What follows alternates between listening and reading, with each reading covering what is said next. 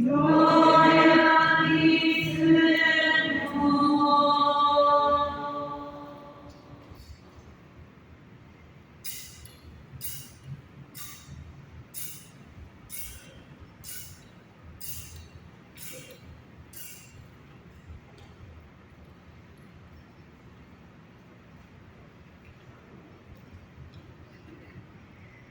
En aquel tiempo Jesús dijo a la multitud: nadie enciende una vela y la tapa con alguna vasija o la esconde debajo de la cama, sino que la pone en un candelero para que los que entren puedan ver la luz. Porque nada hay oculto que no llegue a descubrirse, nada secreto que no llegue a saberse o hacerse público. Fíjense pues si están entendiendo bien, porque al que tiene se le dará más, pero al que no tiene se le quitará aún aquello que cree tener. Palabra del Señor. Gloria a ti, Señor Jesús. Pueden sentarse. Hoy hemos empezado a escuchar una parte, una historia bastante interesante del libro de Esdras, del libro del Antiguo Testamento, y va a tratar a lo largo de este tiempo de irnos mostrando, de irnos enseñando la preocupación que tiene el pueblo por la reconstrucción del templo de Jerusalén. Recordemos que el templo había sido destruido, lo habían desaparecido por completo, y Dios se vale en esta oportunidad de una persona llamada, no escucharon la primera lectura. ¿Cómo se llamaba la persona que eligió Dios? Pero además que es historia. Se llamaba Ciro. ¿Sí o no? ¿Cómo se llamaba? Ciro. Y Ciro era un hombre que pertenecía ¿a dónde? ¿Era judío? No, era persa. Era un rey, pero persa. No era, por decirlo de alguna manera, creyente en el Dios vivo y verdadero. Tenía otra creencia. Y sin embargo Dios, por medio del profeta, llama a Ciro para que ayude al pueblo hebreo, al pueblo de Israel, a reconstruir el templo. Eso es lo que vemos precisamente hoy. Se emite un decreto por medio del cual Ciro, rey de Persia, pues le ha pedido que ayude al pueblo hebreo, al pueblo de Israel, a reconstruir su santuario. Algo muy bonito porque no es un rey judío, no es un rey creyente en Yahvé, sino que es un rey que tenía otro tipo de creencias, ni siquiera pertenecía al pueblo judío. Y él es el que emite el decreto y el que empieza a dar los primeros auxilios, los primeros pasos para animar a todas aquellas personas para que fueran a trabajar y a reconstruir el templo de su oración, el templo para su Dios, como nos dice la primera lectura. Esto nos tiene que invitar también a cada uno de nosotros a verlo no solamente desde el punto de vista material. En esta parroquia le pudiéramos sacar muchísimas telas, pero sí nos invita como cristianos todos a verlo desde un punto también espiritual. ¿Cuántos templos hay quebrados? ¿Cuántos templos hay destruidos en nuestra vida? Porque nosotros somos templo ¿de quién? Del Espíritu Santo de Dios. ¿Desde cuándo somos templo del Espíritu de Dios? Desde que fuimos bautizados. Una vez que se nos bautiza, una vez que hemos sido bautizados, somos constituidos en templo del Espíritu Santo de Dios. Y Pablo, en una de sus cartas, nos dice que ese tesoro que llevamos dentro, que es el Espíritu Santo de Dios, lo llevamos como ¿En dónde lo llevamos? En el corazón. Ay, Dios mío. Están todos raspados hoy. ¿Están despiertos, hermano? Gracias a Dios. ¿Dónde llevamos el Espíritu que Dios nos ha dado? En el alma. En vasijas de barro.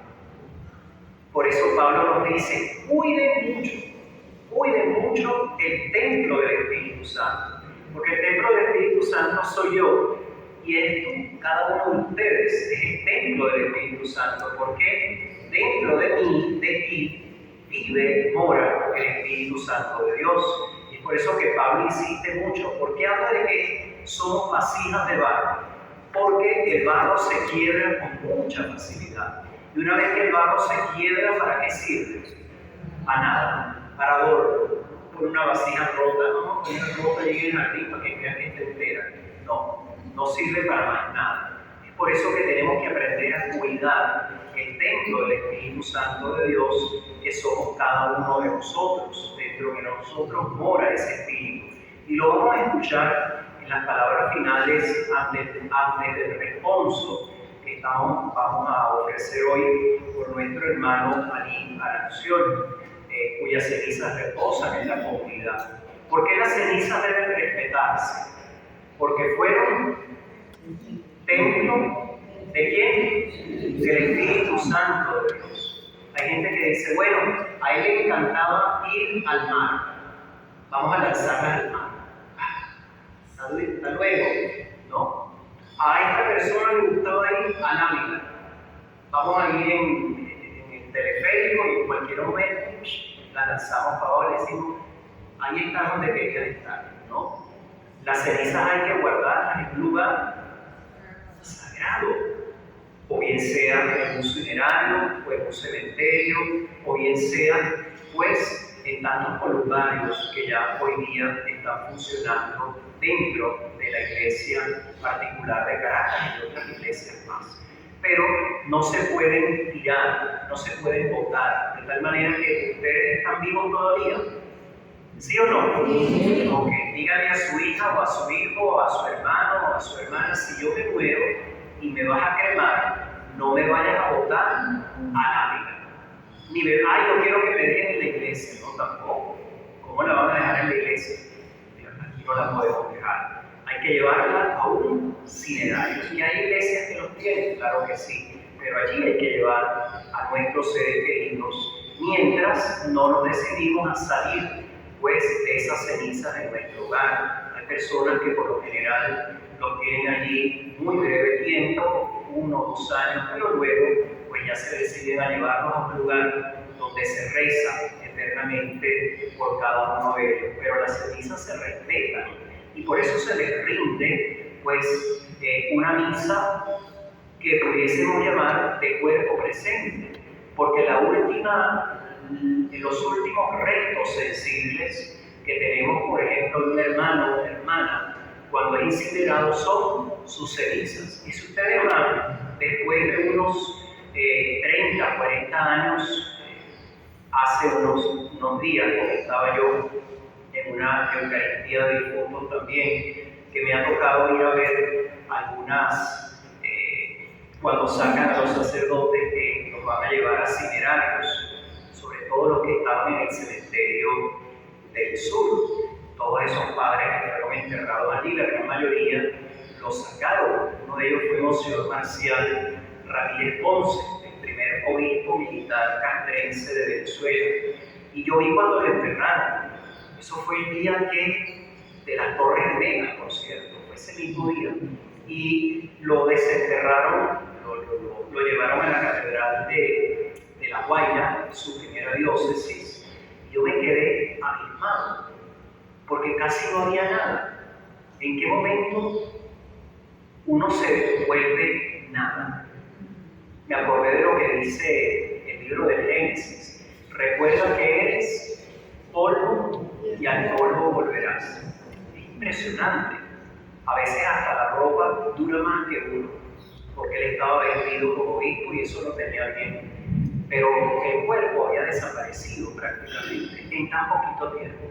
De tal manera que sea de una o de otra, vamos a volver a la tierra de la que hemos sido sacados. Y eso nos invita a nosotros a respetar lo que sigue siendo sagrado. ¿Por qué se quitan los sacerdotes del sur? Porque los estaban levantando, se los estaban robando, creyendo que iban pues abarrotados de oro, qué sé yo.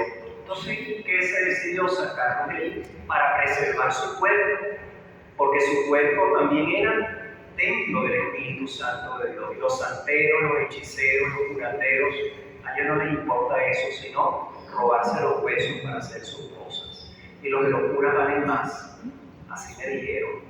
Así que bueno, nomás que yo soy puro hueso, que me vuelvan cenizas, déjame muerto, para que no me vayan a desenterrar luego. Pero por eso se cuidan las cenizas. Las cenizas las debemos tratar como lo que ellas representaron cuando estaban en ese cuerpo. Nuestro padre, nuestra madre, nuestra abuela, nuestro hijo, nuestro familiar, nuestro ser querido, nuestra esposa, nuestro esposo, nuestro tío, tía, en fin. Cuidarlas, quererlas y entregarlas en manos de Dios nuestro Señor. Lo mejor siempre enterrarlas en un lugar donde sepamos que cuando tengamos necesidad, pues podemos ir a orar y podemos encontrarnos realmente con ese ser querido. Y el Evangelio del día de hoy va un poquito pues enseñándonos toda esa necesidad que tenemos de estar cerca de Dios, de estar cerca de Jesucristo. Hoy vemos en el Evangelio que Jesucristo es interpelado, por decirlo de alguna manera, le pregunta o le dice, mira, allá afuera están. Ay, Dios mío, ustedes no oyeron hoy el Evangelio ni nada. Allá afuera están tu madre y tus hermanos. ¿Y cuál es la respuesta de Jesús? Mi madre y mis hermanos, ¿quiénes son? Los que cumplen la palabra de Dios y las ponen en práctica. Hoy tenemos que cada uno de nosotros pedirle al Señor eso, que nos ayude también a nosotros a sentirnos parte fundamental de la familia de Jesús. Lo somos, sí lo somos, pero a veces pareciera que no lo somos. De tal manera que en esta tarde de oración, en esta tarde en que Jesucristo, el Señor, nos llama a reunirnos con devoción, en esta tarde en que Jesucristo nos llama a orar los unos por los otros, vamos a pedirle a Él que ilumine a la familia, que le dé la fortaleza necesaria a la esposa, a los hijos, a todos los familiares de este hermano nuestro, Ali Aranciol. Pedirle que le dé la fortaleza en la fe, en la esperanza, en la oración, en la resurrección, para que Jesucristo nos llame, pero también encomendar de una manera especial a todos los que a lo largo de estos días lloran la triste desaparición física de nuestros hermanos que recordamos. Que en esta tarde de oración en que nos convoca el Señor resucitado, podamos despertar del letargo, de ese sueño de la fe, y podamos ponernos así como la llama del cirio pascual, que podamos alumbrar a quien verdaderamente está viviendo en oscuridad y en sombras de muerte. Amén.